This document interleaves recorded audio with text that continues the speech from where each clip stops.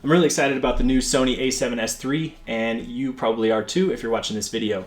I'm going to show you how I set up my custom settings for the function menu, the favorites menu, and all the custom buttons that I use for photo and video to get the most efficient workflow possible.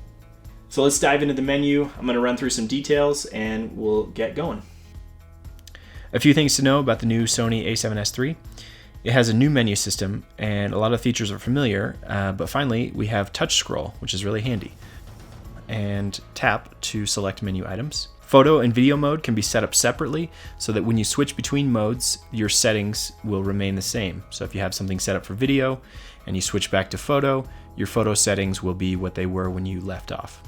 As I'm sure you're aware, we now have 4K 120p recording, which is awesome, but one thing to note is that it requires a CF Express Type A card, and for an 80 gig card, it's a $200 price tag, so it's a bit steep, but if you want to access those high-end features, you will need one of those cards. However, 4K 60 is available with the regular SD card. So now let's jump in and see how I set up my custom buttons, my function menu, and the My Menu settings. Note that these are just the settings that I'm using right now, and I usually tweak things over time as I use new features and need access to them. One last thing to note before we jump in, the menu is now a 3-tiered system. So on the left side you have the colored icons, which indicate the separation of menus. Then you have the first tier, which has selections within that icon.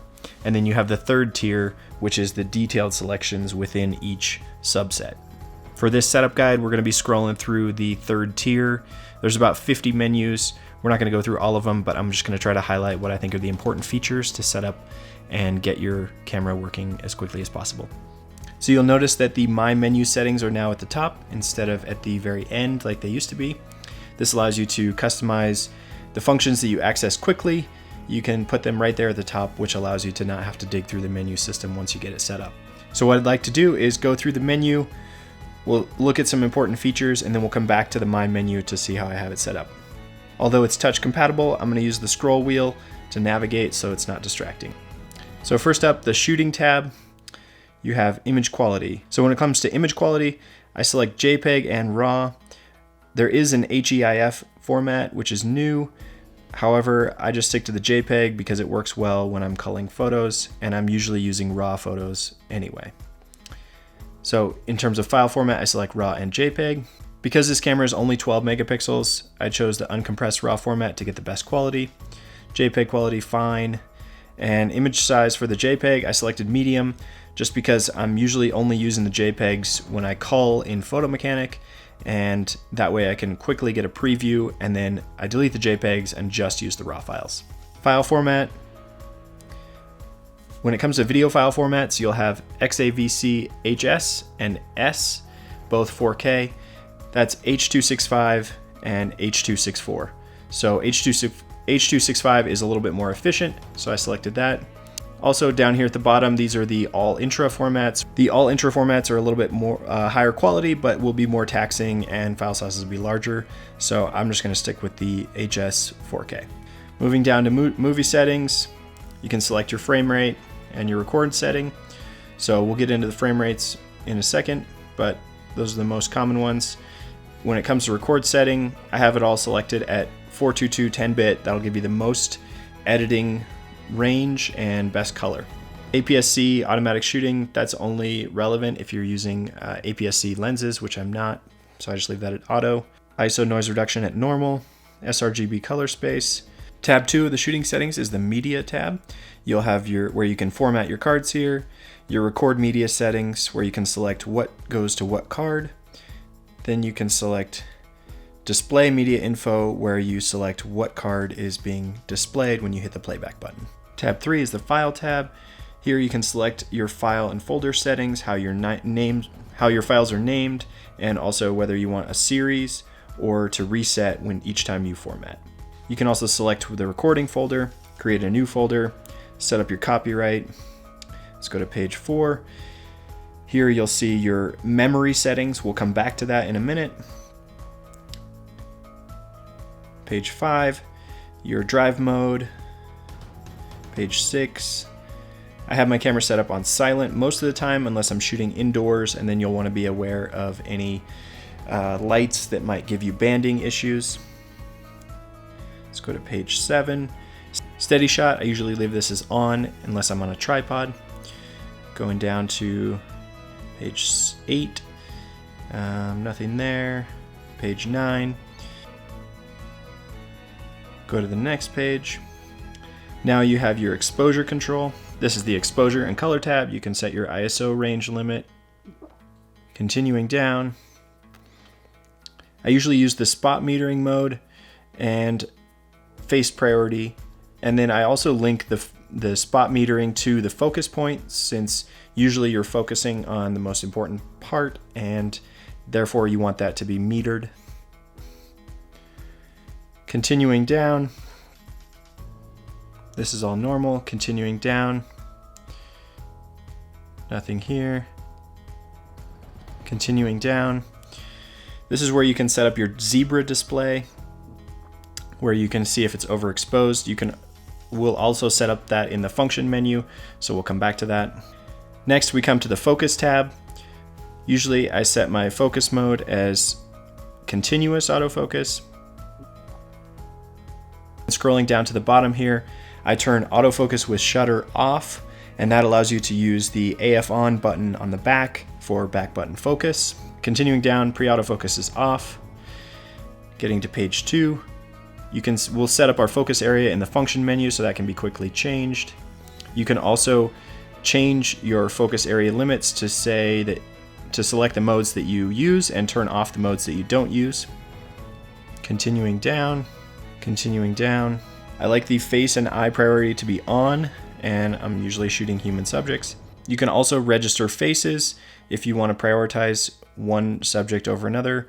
That's really handy if you're a wedding photographer and you want to prioritize the bride. Continuing down to menu 5 of the focus mode, I usually leave the peaking display as off unless I'm using manual focus, and then it's helpful. And I also like the peaking color to be red. Now we come to the playback menu, and I'm going to jump straight to tab 7. One feature that I found was really helpful is allowing you to jump by 10 images at a time. This is really helpful for people that shoot a lot of images, and you can quickly scroll through your images, something that I've been hoping that Sony would add for quite some time. Next, we come to the networking settings, and for now I'm going to skip this. If you want to dive into the details, this is where you can control it with your smartphone, send images to your smartphone, and use some of the controls via Wi-Fi or Bluetooth. So we come to the setup menu, and let's scroll down to page 3 where we can customize the operations. So here you'll see that you can set custom keys separately for photo and video modes. So let's go ahead and see how I have that set up. So on the rear of the camera, I have the dial set for ISO, the AEL button set for eye autofocus, and the AF on button set for autofocus. The C1 button there, number 4, is set to white balance. C3 is set to focus mode, and the delete button is set to the touch operation selection. So you can turn it on and off the touchscreen if you find yourself inadvertently changing settings. On the rear of the camera, the multi-selector is set to AF on. The center button is set to nothing. Left set is standard for drive mode. ISO, or as you saw in the previous setting, you can just rotate the wheel without pressing that number 4 key, and it'll change the ISO. I always set the down button to silent shutter mode on and off. In case I'm shooting indoors, I can turn that off. The other reason you'd want to turn off silent mode is if you're working with a flash. The record button as movie record, and the C2 button as drive mode. Additionally, if your lens is compatible, I like to set the focus hold button to eye autofocus. And those are my custom settings for photo. When it comes to video key settings, for now I've just left them to mirror the photo settings. If I set it up one way for photo and one way for video, I tend to get confused, so for simplicity I've just left it the same. Playback key settings I just left at the default. Function menu settings. So here you can set your function menu settings different for photo and video. So you can see how I have all these set up. These are what I currently find most useful for photo and video. I think it's a quick way to access functions without having to dive into the menu. So here is an important setting that I mentioned earlier. You can set your stills and movie settings to be different. So For now, I've set everything to be different for photo and video mode so that when I'm in photo mode, I can have a different aperture setting or shutter speed setting than I have in movie mode. And the reason for this is mainly shutter speed and aperture, because I'm often using the 180-degree shutter rule, and I crank up my shutter speed for photos, but for video, I want it to be double the frame rate. Next, I'll show you how I have my display settings set up. For the monitor, I like to have display all the info, display no info, and just a histogram. And that's for the monitor on the back. And then for the viewfinder, I like to just have it display no info, because if I want to see info, I'll look at the monitor, but when I'm looking through the viewfinder, I just want to have the cleanest image possible. Record with shutter, I just left that to off. Now they have a dedicated record button, so I don't feel that's necessary. When it comes to dial setup, the main thing here is I like to have my shutter speed be on the front dial and my aperture be on the rear dial. Next, we have touch operation. I like to leave that on. On page 6, you'll see monitor brightness and viewfinder brightness. I like to turn both of those up just in case you're shooting in bright environments out in the sun. You can easily see your exposure. Next, viewfinder magnification. You can zoom out or standard. If you select zoom out, that's really handy if you wear glasses or shoot with glasses. Next, I set the display quality and finder frame rate to high to get the best quality. And then down here at the bottom, auto review, I always like to turn that off so I reduce the amount of chimping and looking at images I do on the back screen. Next, you'll see the power save timer. Currently I have that set at 5 minutes, but if you find yourself using up batteries, you could turn that down to 1 minute or 2 minutes. And now we're back where we started at the My Menu settings, so I'll show you how I have that set up. First up, I like to have the file format and movie settings right here at the top so I can quickly change between formats in case you want to shoot less than 4K. For movie settings, this is where you can quickly change your frame rate, or you can change your bit rate. The next thing I have in my menu is the format, so I can quickly format my cards before each shoot. Next, I have the interval shoot functions, so I can quickly shoot a time lapse. Audio record level, steady shot, so I can turn that off in case I'm using a tripod, and then camera memory settings. So let's dive into those. Basically, the camera memory settings, you can rotate it over to mode 1, which I have set to 4K recording at 24p with a 1/50 corresponding frame rate. Setting 2, I have at 60p, and setting 3, it's going to warn me about the SD card. Setting 3, I have set at 4K 120p. So that allows me to quickly change between 24, 60, and 120p in those 3 modes.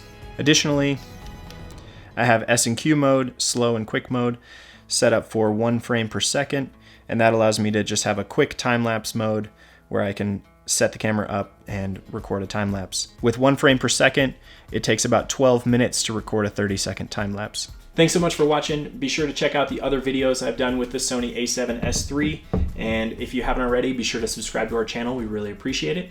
If you have any questions, head down to the comments and let us know what you think.